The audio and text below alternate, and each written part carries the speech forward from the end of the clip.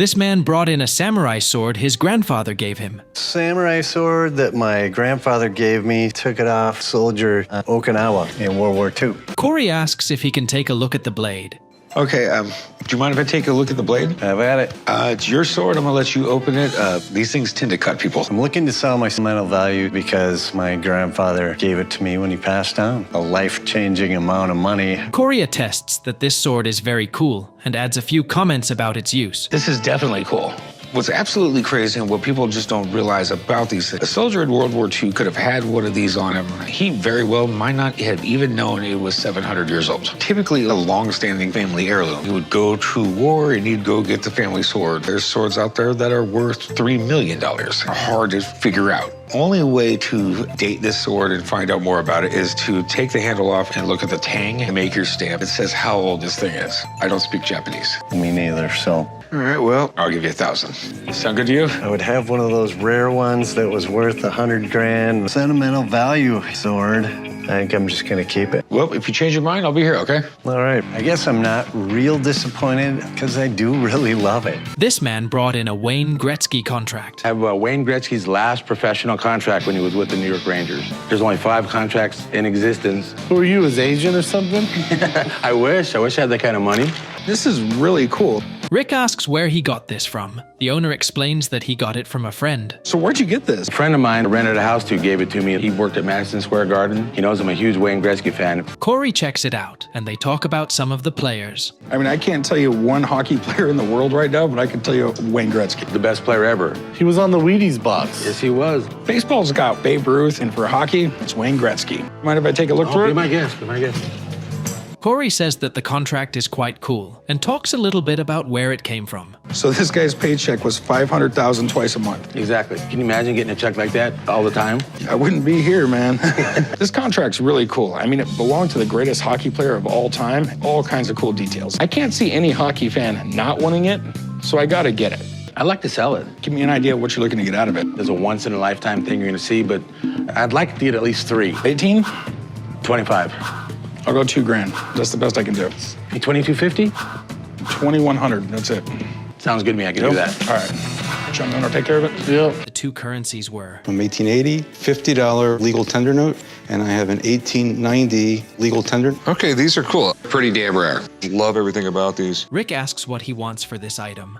How much were you looking to get out of them? $35,000. Rick admits that he doesn't know if that's a good price and decides to call someone to come take a look. Let me call on someone to look at them. Be right back. Okay. This is why I call you. Fantastic items. So what are they worth? The $20 treasury note between $12,000 and $16,000. The 1880, $10,000 and $15,000. What's your best price? 25. 22, I think. Got a deal. Sweet. I think that sounds reasonable. A customer called in and asked that her gun be checked out for sale. Rick is out of the job. A customer called the shop. He has a knock volley gun. Rick gets to the meeting location and asks if she has shot it before. They tried it out. She lives in Boulder City, and the gun range is right in the middle, so I figured that's where we'd meet. To put 7 barrels in one gun. Have you fired this thing? I was nervous to shoot it. I definitely want to shoot it. Good luck, chum. Boom, that's how you do it. Chum is the luckiest person on the planet. Nice work, Chum. Rick asks how much this gun is worth. What do these things go for? I would value this at $35,000 to $40,000. Okay. They bargain and reach a conclusion on how much the seller wants for it. I mean, what's your best price on it? 38 for it. You'd take less than that. I'll give you 28 for it. It's a little bit low. How about 30? You know what? I'll give you the 30 grand for it. Great. I got a gun, dude. Oh, man. Rick is stunned at what this item is. The owner explains that it is a nuclear weapon cover. Thermonuclear weapon cover. Holy I bet you've never seen one before. 49 years old. Get underneath your desk, put your arms over your head like this, and kiss your ass goodbye. The owner talks a little about the history of this weapon. This item is significant. In Las Vegas, we're close to where the thermonuclear and the atomic items were tested. To ask $800. If you think of what it costs our country to build something like this item is well worth that price. Rick checks the details and talks about the creation of the nuclear weapon. Thermonuclear weapon means it was a hydrogen bomb, correct? The building of the nuclear bomb was the biggest project in World War II. In the early 50s, they figured out how to make the thermonuclear bomb, which is like 1,000 times more powerful. It's pretty rare that a part from a thermonuclear weapon comes into the pawn shop. What the plaque says it is, it's cool.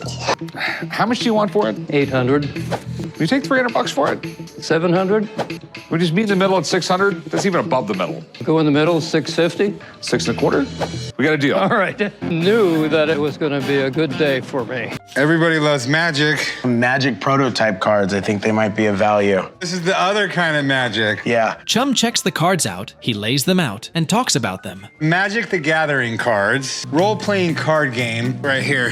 It's pretty cool to look at the prototypes next to the finished cards. Little baby blowing fire. When the card came out, it was mud with a dragon that was developed in the 90s. The owner got these cards from his uncle, who is a huge collector. I'm here at the pawn shop today to try to sell some Magic prototype cards. These are unique to the set and to the game itself. They're the only prototypes available. I'm from my uncle. He's a huge collector. I'm looking to get as close to 25,000 as possible. Chum is impressed. This is awesome. I believe it was the first card game that was meant to play and collect. The game has evolved through time. Over 20 million people around the world play Magic. When these came out, as you would have your deck, I would have my deck, and we would battle each other. The most successful role-playing card game out there. Chum told him this was good stuff. So I see a lot of good stuff here. Unicorn Summon, and over here we have the Unicorn, which looks like it turned into the Iron Root Tree. Had so many of them here. Yeah, I have quite a few. I'm looking to sell just the prototype. Okay, how much are you looking for? 25,000. I just don't know what this is worth to get checked out by my expert. Rick is amazed that this man sells just games and cards. Here's my boss, Rick. You have a store that just sells cards? It's a huge market. Hey, there's my guy right now. Harrison, how you doing? The man shows them the item he wants to sell. Excited to see what you got. Put some gloves on for these.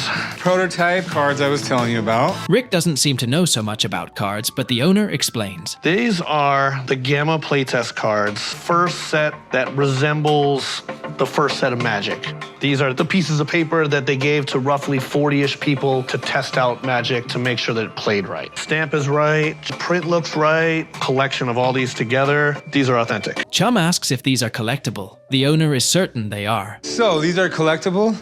That's the magic question, isn't it? These are very collectible. Probably 90% of these got thrown in the trash. These are incredibly rare. Most people that play Magic wouldn't even know that these exist. What kind of price are we looking at? Because of how scarce these are, I would roughly say about $400 a piece. And we got 27 right here? $10,800. I appreciate you looking at them, thank you. You're asking $25,000. Don says they're worth $10,800. Would you take $6,200? You think we could do like 10,500 maybe? No, that makes no sense. Well, yeah, in that case, I'm gonna probably have to pass. 7,500? I think I'd probably actually have to hold off. Sorry. Looks like we're gonna have to go play with another deck. Appreciate you, Harrison. Thanks for bringing them by. Appreciate you as well. I got a Magic lesson set up next door. A lesson to play this card game. There wasn't any Magic happening here today. This man brought in original postcards to sell. I have these original mixed media postcards by Basquiat I'm looking to sell. Rick asks how much he wants for it, and he states how much he wants for a piece. So the big question is, how much you want for them? $38,000 a piece. Okay. Rick tells him to give him a few minutes to call him an expert to check it out. I'm gonna give someone a call. Give me 5 minutes. I'm gonna get them down here. I'm gonna have them look at them. That sounds fair. Okay? The expert comes in and talks about these cards. This is Scott Ferguson, a personal friend of Basquiat. So these have all the right elements, the most I desirable. think they're real. And what do you think they're worth? $50,000. What's your best price on it? $38,000 a piece for 50 grand? Massive risk here. $30,000 a piece. I just have years of risk. Let's do it. 50 grand. All right. 50,000 cash. That's not bad. I'm gonna take it.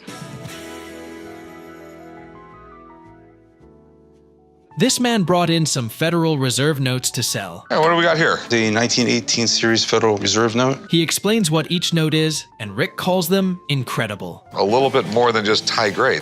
And this is a $500 1882 gold note.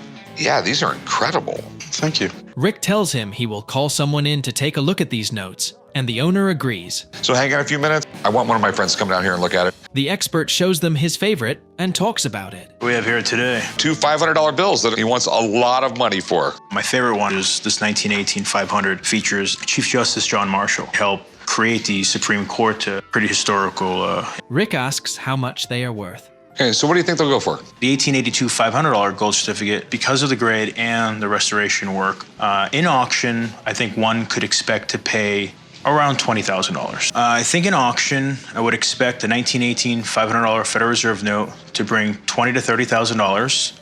So what's the best price you'll take for him? I bet 40. There's no money at 40. 37? No, I'll go 35. No sense for me to give you a dime more than that. All right, you got a deal.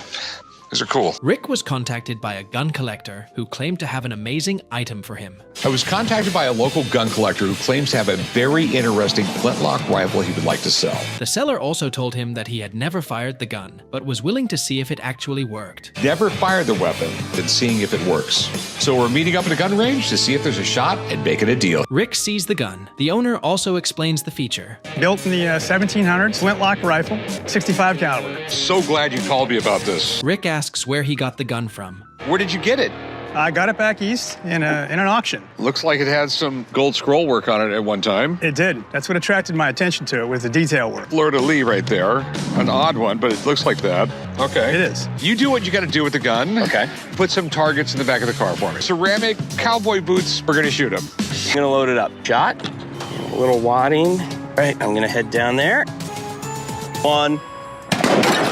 Gun! Totally works. What do you think this is worth? How early it is. This is a very collectible gun. $17,500. Asking $12,000, really fair price. If you're willing to take $12,000, I'm willing to pay it. A long time to sell this. Outstanding. Sounds good to me. Deal. Thank you, sir. Corey asks the owner how old this mummy mask is. I have an Egyptian carcinage mummy mask. Corey, mummy in the shop. It is believed to be from 2nd century AD. This is interesting. He also asks what the owner would like to get out of it. What are you looking to get out of it, my man? I would like to get $70,000 for it. Corey tells him he needs to call a friend to come look at it. You mind if I have a friend of mine come down and take a look at it? Yeah, absolutely. The expert comes in and verifies that it is indeed real. Some mummy's missing its mask. This is real. What do you think it's worth? 20,000. What are you looking to get for it? I can come down on the price. I would take $30,000 for it. No, I'll give you 20 grand. At 30, I'll go 22. I'm gonna pad. You want 30 for it? You got a deal. All right, deal.